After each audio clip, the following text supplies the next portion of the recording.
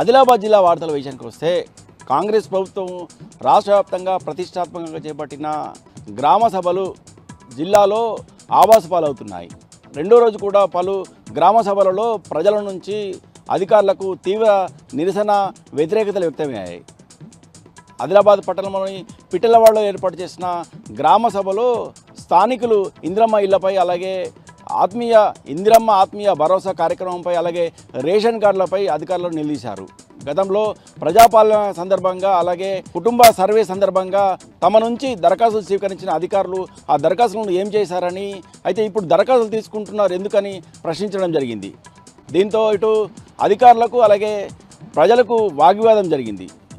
అక్కడే ఉన్న పోలీసులు జోక్యం చేసుకుని ప్రజలను సముదాయించే ప్రయత్నం చేసినప్పటికీ ప్రజలు మాత్రం తీవ్ర స్థాయిలో అధికారులపై ఆగ్రహం వ్యక్తం చేశారు. అసలు దరఖాస్తు తీసుకుంటున్నారు ఎందుకని ప్రశ్నించడం జరిగింది. దరఖాస్తు తీసుకుంటే ఖచ్చితంగా తమకు ప్రజా సంక్షేమ కార్యక్రమం అందిస్తామంటేనే దరఖాస్తు తీసుకోవాలని, లేని పక్షంలో దరఖాస్తు తీసుకోవడం వ్యర్థమని ఈ సందర్భంగా ఆగ్రహం వ్యక్తం చేయడం జరిగింది. ఇక మరో వార్త విషయానికి వస్తే తాంసీ మండలము వడ్డాడి గ్రామంలో ఏర్పాటు చేసిన గ్రామ సభలో ప్రజలతో పాటు పెద్ద ఎత్తున మహిళలు అధికారులపై తిరగబడ్డారు.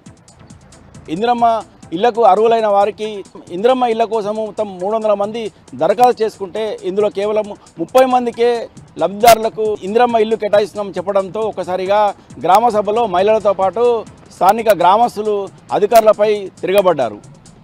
గ్రామంలో కేవలం కాంగ్రెస్ పార్టీ నేతలకు అంచాలుగా ఉన్న వారికి, అలాగే కాంగ్రెస్ కార్యకర్తలకే ఇందిరమ్మ ఇల్లు కేటాయిస్తున్నారని, నిజమైన లబ్ధిదారులకు అన్యాయం జరుగుతుందని సందర్భంగా ప్రజలు అధికారులపై ఆగ్రహం వ్యక్తం చేశారు. ఇక నిర్మల్ జిల్లా వార్తల విషయానికి వస్తే నిర్మల్ జిల్లాలోనూ ఈరోజు రెండో రోజు కొనసాగిన పలు గ్రామ సభలలో అధికారులకు ప్రజల నుంచి తీవ్ర నిరసన వ్యక్తమైంది. మామడ మండలంలోని న్యూ వెల్మల్ గ్రామంలో ఏర్పాటు చేసిన గ్రామ సభలో ప్రజలు అధికారులను నిలదీశారు. 6 గ్యారెంటీలను అమలు చేయాలని సందర్భంగా డిమాండ్ చేశారు.